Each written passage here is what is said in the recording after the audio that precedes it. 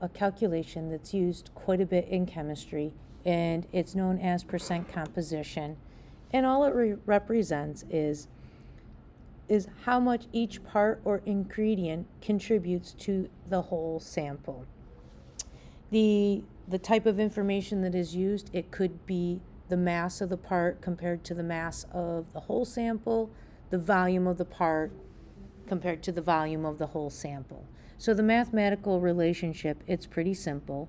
So it's the quantity of the part, whether it's mass or volume, divided by the quantity of what represents the whole sample. Because it's a percent, we need to multiply it by 100%. Now, this equation, you don't have to have it memorized because it is listed on our Table T in our chemistry reference tables. So I'm going to look at 3 major examples. So one way that you are going to be expected to utilize this calculation is based on measurements that you make in the lab. So let's take a look at this. It says determine the percent by mass of oxygen used to form 112.2 grams of CaO if 80.2 grams of calcium were used.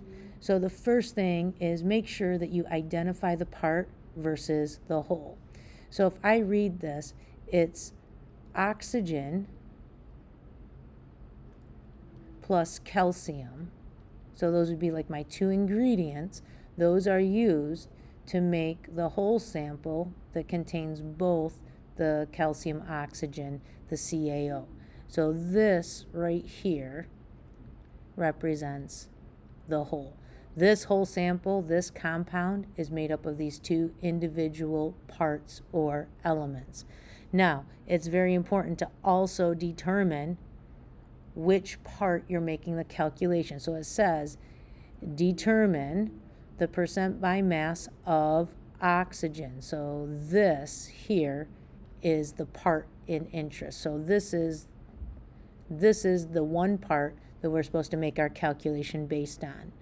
Looking at the information that we are supplied, it says determine the percent by mass of oxygen used to form 112.2 grams of CaO. So that 112.2 belongs to what represents the entire sample. So this equals, and let's keep well, if 80.2 grams of calcium were used. So the 80.2 belongs to the calcium part, the one that we're not interested in. And then we have our oxygen. So to solve this, we have to first calculate the mass of the oxygen. And so that is pretty simple. So that would simply be the result of 112.2 minus 80.2. And if I did my math correctly, this mass would be 32.0 grams.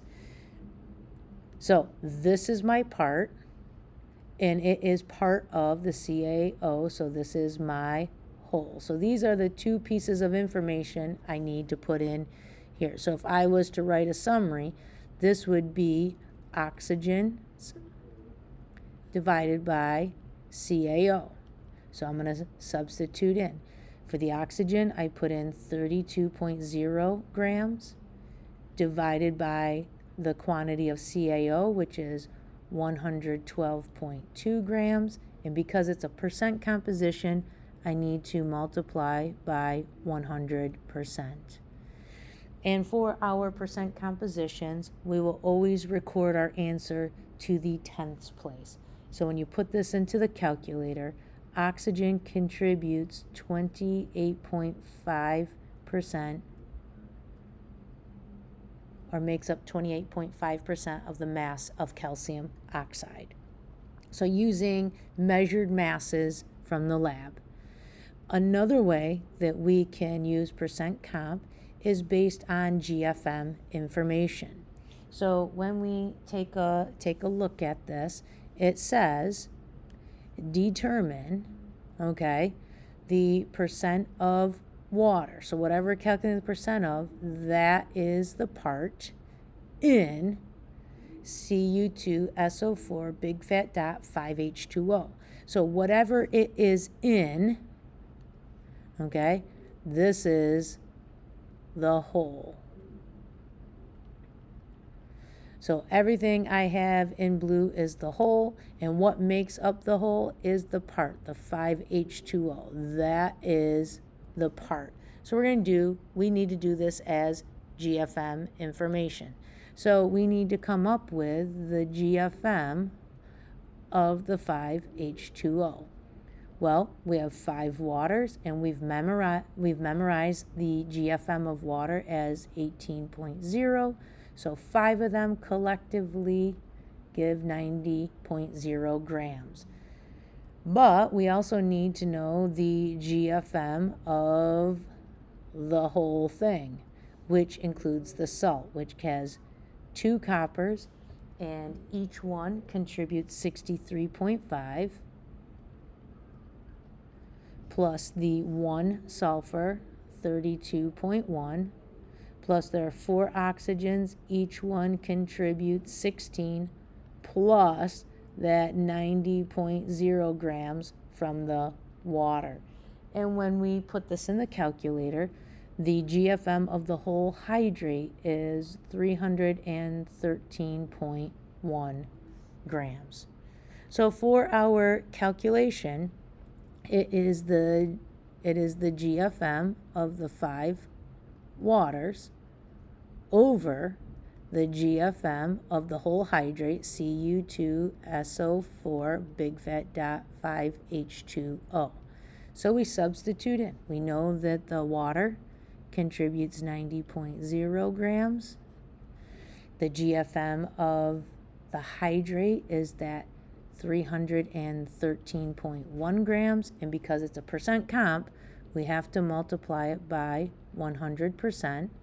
And when you put this in the calculator, we're going to record it to the tenths place, and it happens to be 28.7%.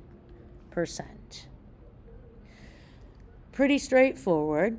The last example, okay, is when we have to determine the quantity of the part. So the part is the unknown. So remember, our equation is the part over the whole times 100% equals your percent comp. So in this question, when you have to determine it, this is the unknown. So that mass or volume is the unknown, and we are actually given the percent comp. This is provided. So this is X, and this is what we are given. So here we go. So when we read this question, it says, determine the volume of H2O2. So the volume of H2O2 liquid, this is the part, and we have to determine its volume. So what volume of hydrogen peroxide liquid is mixed with water to make 525 milliliters of a 3.0%, so that is marked, so that's our percent comp piece of information of hydrogen peroxide solution. So a solution is when we have at least 2 different things mixed, and this solution is made up of water that is mixed with H2O2. According to this problem, the total amount of solution we have is 525 milliliters, and we need to figure out the number of milliliters of the H2O2 that was mixed with water to get to this final volume. So if we plug this in, we can put X H2O2, because that's our unknown, over the full volume of the solution, which was 525 milliliters, times 100%.